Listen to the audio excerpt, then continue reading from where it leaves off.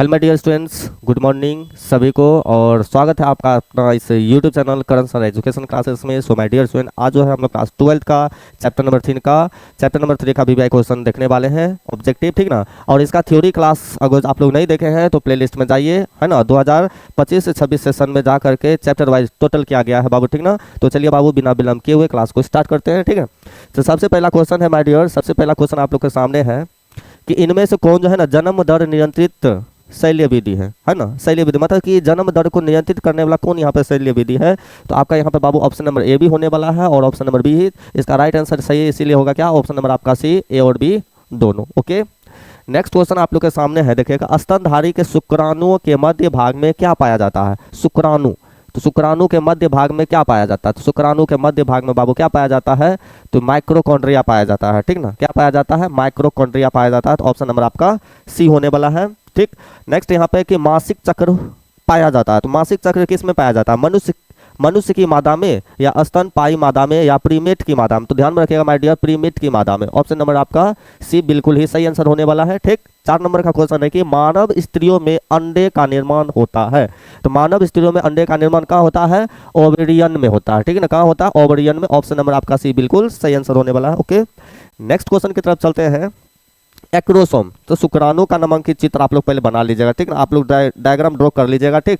अगर जैसे शुक्राणु का सबसे ऊपर वाला बाला वह कोई नुनु बोलते हैं क्या, एक्रोसोम कहते हैं। तो एक्रोसोम निम्नलिखित में से किसका संभाग है, तो मानव शुक्राणु का मध्य भाग, ठीक ना। मानव शुक्राणु का मध्य भाग, जो कि ऑप्शन नंबर सी बिल्कुल सही आंसर होने वाला है। नेक्स्ट क्वेश्चन है क्वेश्चन नंबर 6, एक्रोसोम भाग है तो किसका, एक्रोसोम शुक्राणु का है, ठीक ना। नेक्स्ट क्वेश्चन की तरफ चलते हैं। क्वेश्चन नंबर आपका देखिए, ग्रीवा आप लोग को थ्योरी क्लास में बहुत ही अच्छा प्रकार से बाबू बताए थे। ग्रीवा जो है किस में पाया जाता है, तो ग्रीवा जो है ध्यान में रखिएगा कि गर्भाशय के बॉडी एवं योनि के बीच में, ठीक ना। तो इसीलिए बाबू ऑप्शन नंबर आपका सी बिल्कुल सही आंसर होने वाला है। ओके, नेक्स्ट क्वेश्चन की तरफ चलते हैं बाबू। क्वेश्चन नंबर 8 है, शुक्राणुओं का अक्षीय तंतु किससे बनता है ना। शुक्राणुओं का अक्षीय तंतु किससे बनता है बताइएगा। सबसे पहला क्वेश्चन है समीपस्थ वर्तुलाकार से, या तो ऑप्शन नंबर बी होने वाला है, सी होने वाला है, डी होने वाला है। क्या होगा इसका राइट आंसर बताने का कोशिश करो।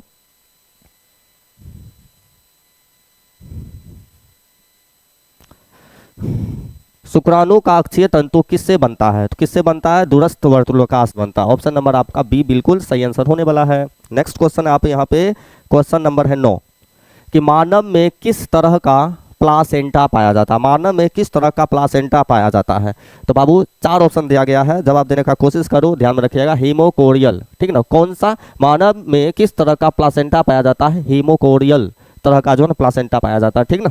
नेक्स्ट क्वेश्चन है, किसकी अनुपस्थिति में निषेचन नहीं हो सकता है।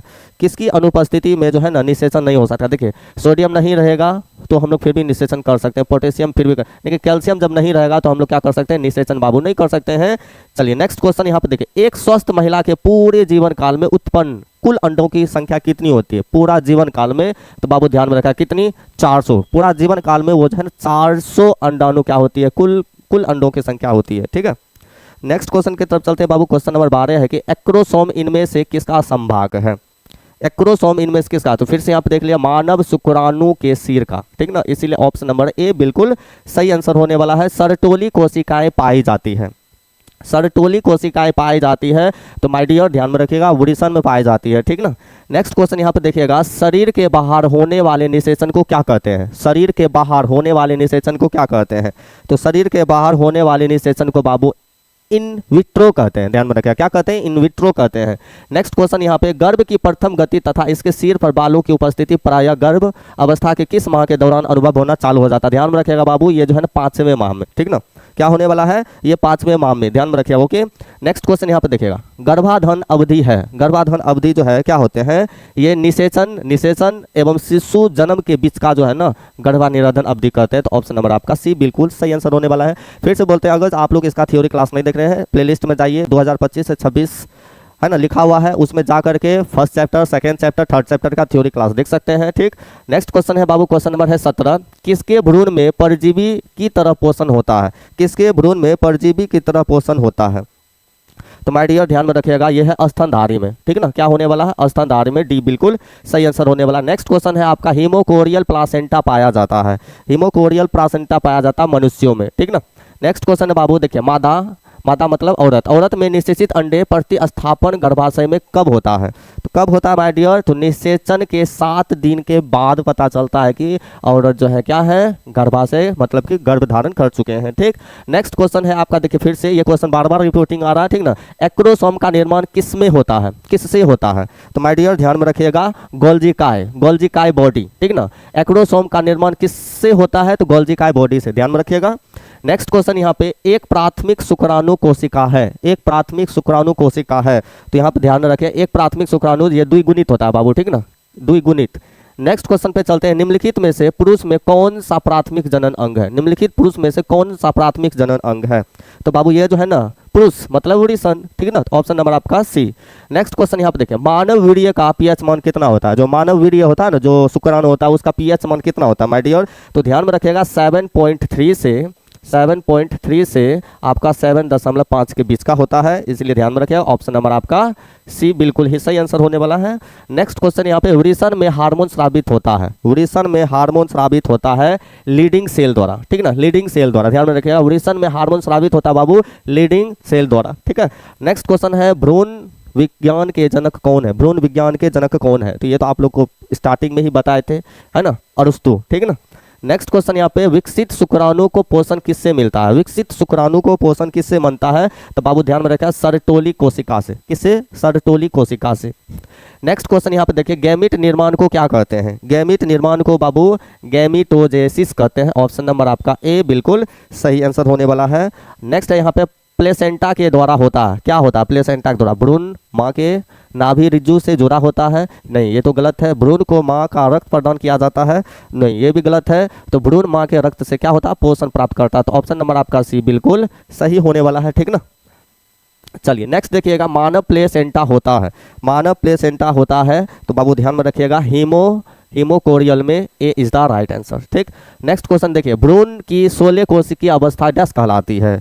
तो बाबू ध्यान में रखिए मोरूला कहलाती है, क्या कहलाती है? मोरूला कहलाती है, ठीक ना।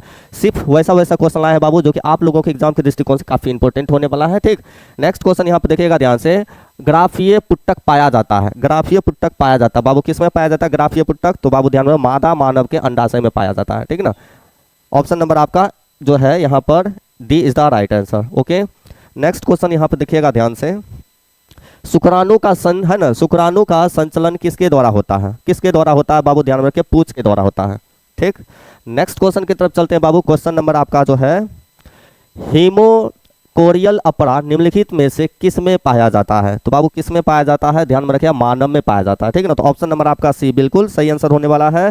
नेक्स्ट क्वेश्चन चलते हैं, क्वेश्चन नंबर है 34, निम्न में से कौन सी अगुणित संरचना है? अगुणित संरचना कौन सा है बाबू? तो यहाँ पे आपका बी भी होने वाला है और सी भी होने वाला है, तो इसलिए ऑप्शन नंबर आपका डी बिल्कुल सही आंसर होने वाला है, ठीक ना। नेक्स्ट क्वेश्चन की तरफ चलते हैं बाबू, क्वेश्चन देखिएगा, मेंस्ट्रुएशन का तत्काल कारण किस हार्मोन की वापसी है ना? ये हो जाने प्रोजेस्टेरोन, ठीक ना, ऑप्शन नंबर आपका सी बिल्कुल राइट आंसर होने वाला है। नेक्स्ट क्वेश्चन चलते हैं बाबू, देखिएगा ध्यान से, अंडोत्सर्ग किस हार्मोन के प्रयास से संभव है? किस हार्मोन के प्रयास से संभव है? यह है बाबू LH, ठीक ना, ए बिल्कुल सही आंसर होने वाला है। नेक्स्ट क्वेश्चन चलते हैं, क्वेश्चन नंबर है आपका 37, ग्राफियन पुट्टी की वृद्धि तथा परिपक्वन किसके द्वारा नियंत्रित होता है? तो ये बाबू होगा FSH से LH, ठीक ना, ध्यान में रखिएगा। नेक्स्ट क्वेश्चन यहाँ पे, निम्नलिखित में से कौन गर्भाशय के स्तर में प्रत्यारोपित होता है? सो माय डियर ये होगा आपका क्या? ब्लास्टोसिस्ट, ठीक ना। नेक्स्ट है यहाँ पे, मानव भ्रूण संरक्षित रहता है, तो मानव भ्रूण संरक्षित रहता है ये एमिनोटिक गुहा में, ठीक। नेक्स्ट है यहाँ पे 40 नंबर, स्पर्मेटिक से शुक्राणु बनने को क्या कहते हैं? तो बाबू स्पर्म ओजेनेसिस कहते हैं, ठीक। नेक्स्ट क्वेश्चन यहाँ पे देखिएगा, गैमीट निर्माण को क्या कहते हैं? तो गैमीट निर्माण को गैमीटोजेनेसिस कहते हैं, ए बिल्कुल सही आंसर होने वाला है। नेक्स्ट क्वेश्चन यहाँ पे 42, ऋतुस्राव चक्र किस में होता है? तो ऋतुस्राव चक्र बाबू मनुष्य में भी होता है, बंदर में भी होता है, चिंपैंजी में, इसलिए आपका डी बिल्कुल सही आंसर होने वाला है, okay. Next question number 43, Sertoli कोशिकाएं पाई जाती है, तो ये वृषण में बाबू, ठीक है। नेक्स्ट क्वेश्चन है 44, मादा जंतु जिसमें मध्य चक्र होता है, तो मध्य चक्र किस में होता है बाबू? गाय में होता है, ठीक।